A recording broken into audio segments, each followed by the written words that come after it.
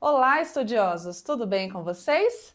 Vamos para mais um vídeo aqui sobre o trecho que eu li. E o livro escolhido dessa semana é nada mais, nada menos do que Moby Dick, de Herman Melville.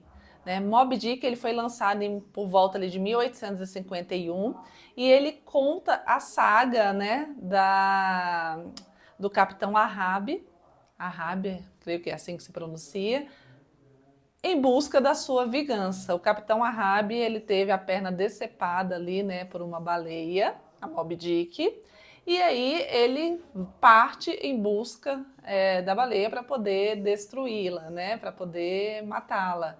E é um livro sensacional. Um dos personagens principais é o Ismael, e os diálogos de Ismael no livro faz muito sentido, são diálogos muito interessantes. E se você ainda não leu Moby Dick, que foi inspiração para tantos filmes, inspiração para séries, tá na hora de você ler Moby Dick e se aventurar nessa aventura. Se aventurar nessa aventura é ótimo, mas se aventurar, nessa história que é uma aventura e que é uma aventura de amizade, que trata ali sobre a vingança, que trata sobre também como que era utilizado, o comércio de baleias naquela época. Então, tudo isso, por conta do óleo e por conta de utilizar, esse óleo em lamparinas, utilizar como energia. Então, tudo isso gerava um comércio muito grande.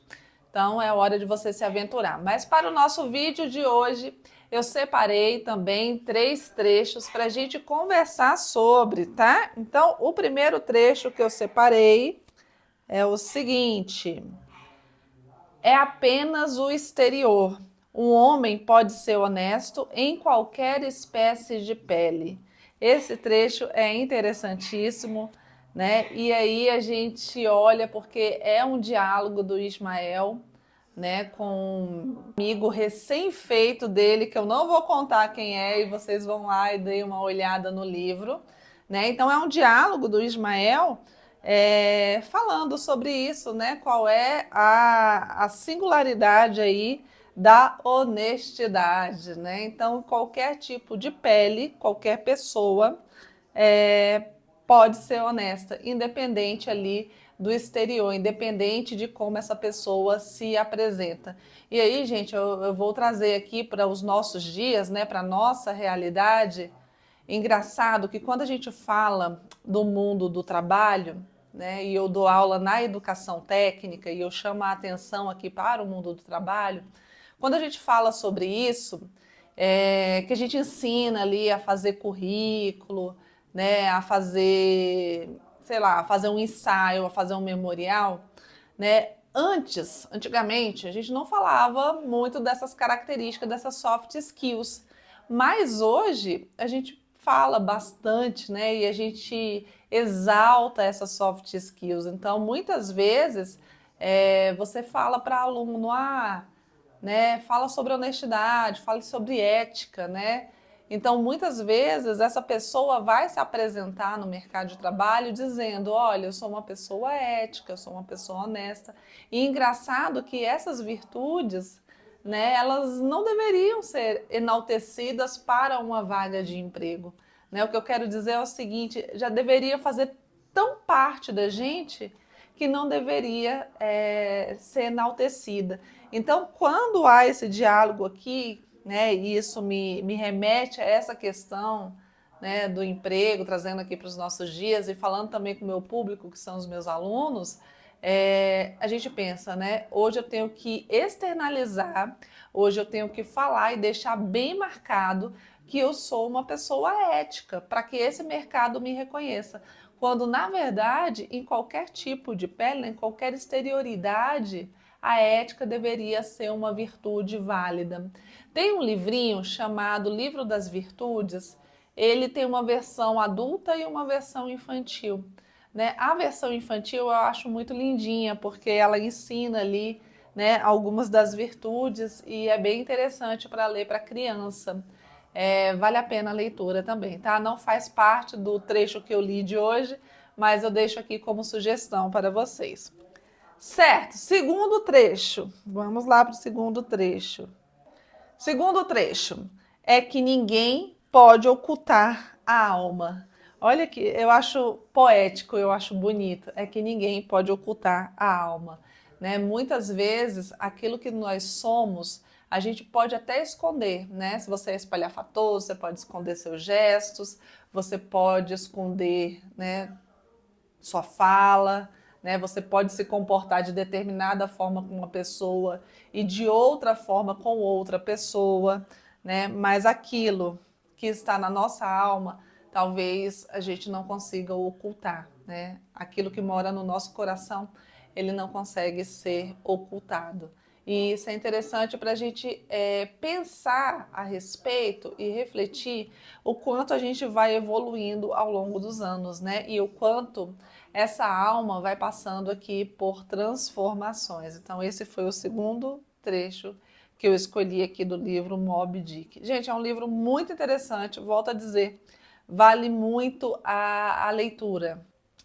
E o terceiro trecho que eu escolhi dessa obra é o seguinte: as coisas que mais maravilham são sempre indizíveis. Eu acho isso maravilhoso, na verdade. E sabe o que me remonta? Assim, sabe o que me leva a pensar?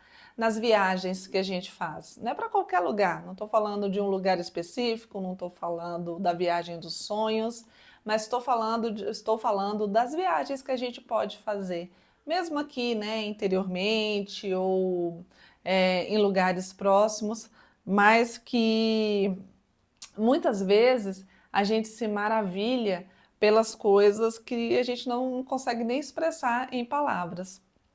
Eu já vivenciei alguns momentos assim na minha vida, né? Eu já estive em lugares em que eu não podia contar, eu não conseguia colocar em palavras aquilo que eu estava sentindo, seja por conta de um sonho, né, que eu vi acalentado durante anos e na minha fase adulta eu pude externá-lo por meio de uma viagem, ou seja porque foi tanta emoção, uma carga tão emotiva, né, de conseguir fazer aquilo, que eu não consigo relatar em palavras. Eu vivenciei vários momentos assim, né? Mas eu estou trazendo aqui para o mundo de viagens, mas não precisa necessariamente ser uma viagem, tá, gente? As coisas que mais maravilham são sempre indizíveis.